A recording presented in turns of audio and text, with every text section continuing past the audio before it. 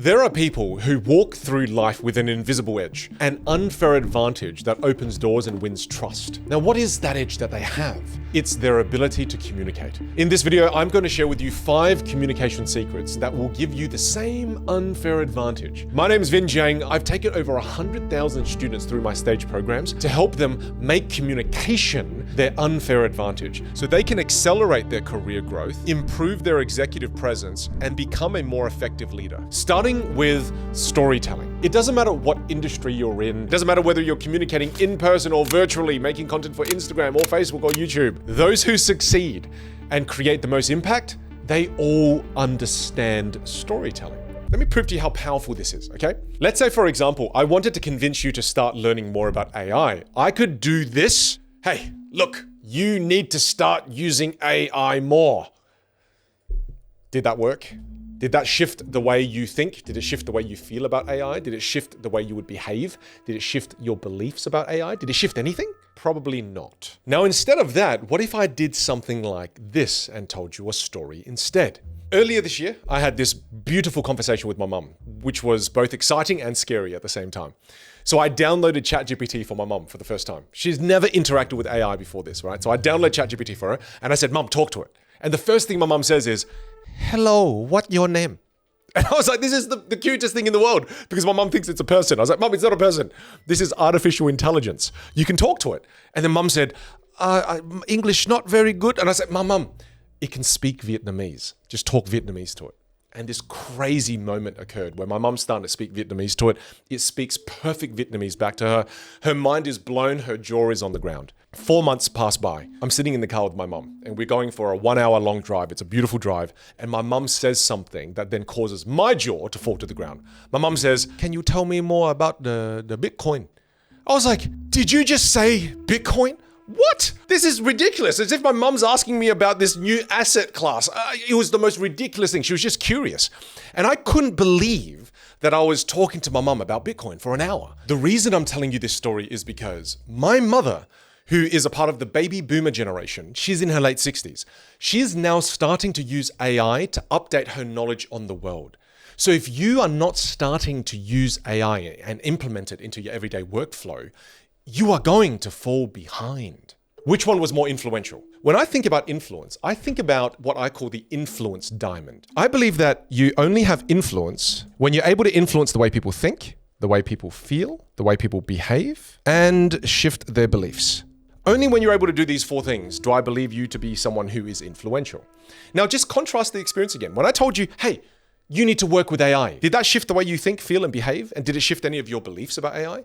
Or was storytelling more effective at shifting the way you think, feel, and behave, and even maybe your beliefs about AI? You agree with me, don't you? It's storytelling. That's why storytelling is way more influential and why it gives you an unfair advantage. And there's one more thing that's going to help you enhance the entire influence diamond. And that second thing is being more playful. Because when you learn how to become more playful in your everyday conversations, here are some crazy benefits. Number 1, it softens difficult conversations. It makes conversations that are really rigid less tense. It diffuses conflict and it helps you with negotiations and presentations. Let me show you an example of playfulness on stage. Could I pull you aside for a quick chat? Of course. Where do you want to go? Oh, just over there. Okay. Number 2, it invites other people to drop their guard. Notice in my previous video, the moment I engaged in play, what happened next? Hey, Ken, do you mind just coming over here with me for a sec? Is that okay? So, come. So, Ken, hey, Ken, just walk normally. Come with me, Ken. Thank you. Did you notice what happened?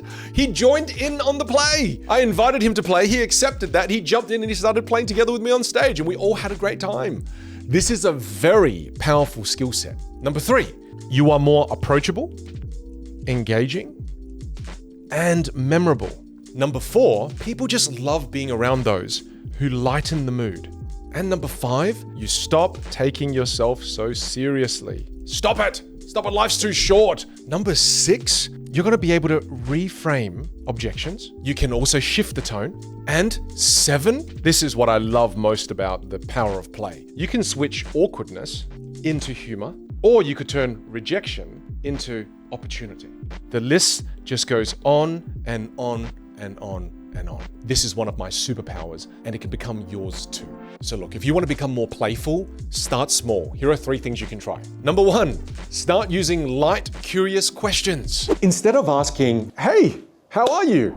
Yeah, good.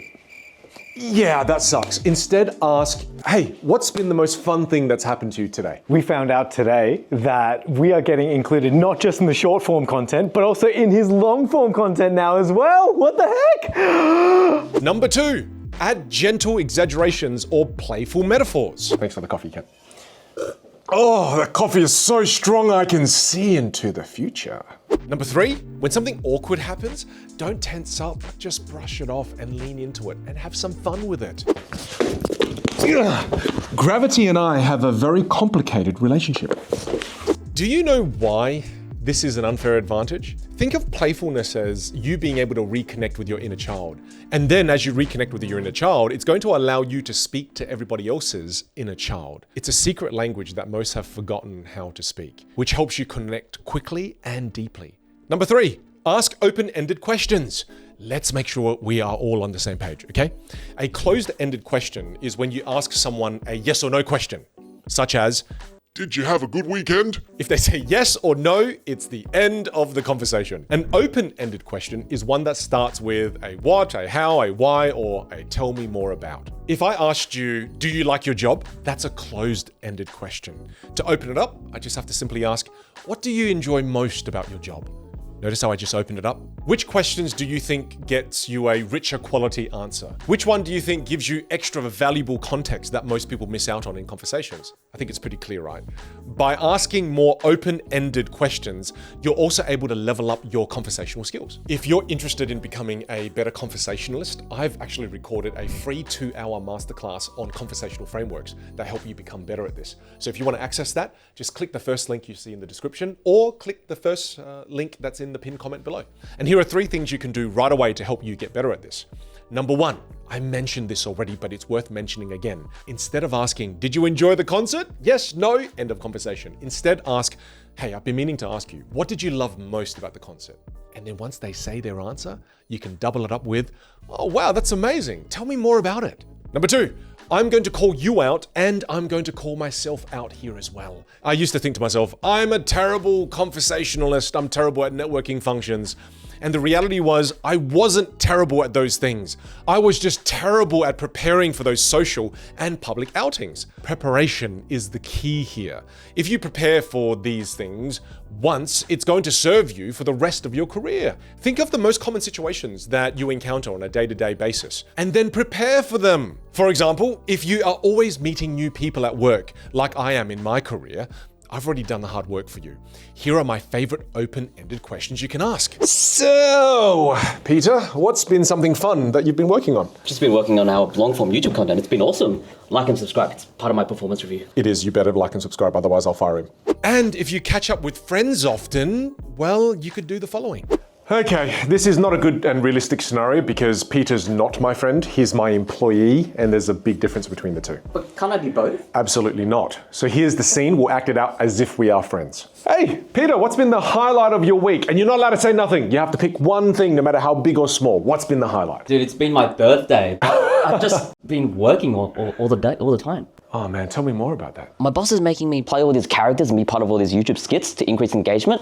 I mean, it's not even what I want to do. Sounds like a great boss. And if you are at work in work scenarios, you could ask the following. Hey, Peter, how are you feeling about the projects we got going on? Well, to be honest, I'm feeling quite overwhelmed because I have so many videos to edit by the end of today.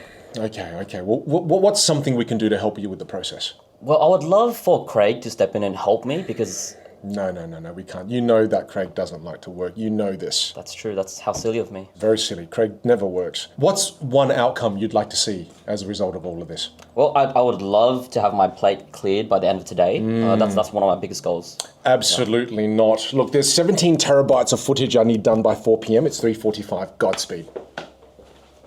Choose your own open-ended questions for different situations, or you can choose to use mine. It's up to you. Write them down and routinely go through them. And number 3, listen for the emotions underneath the words. When someone answers your open-ended question, don't just focus on what they say, tune in to how they say it. Do they sound excited, frustrated, proud, hesitant? Practice reflecting what you sense. For example, hey, you really lit up when you were talking about cooking. What's the story there? Or, hey, it seems this book you're telling me about really means a lot to you. Can you tell me more about that?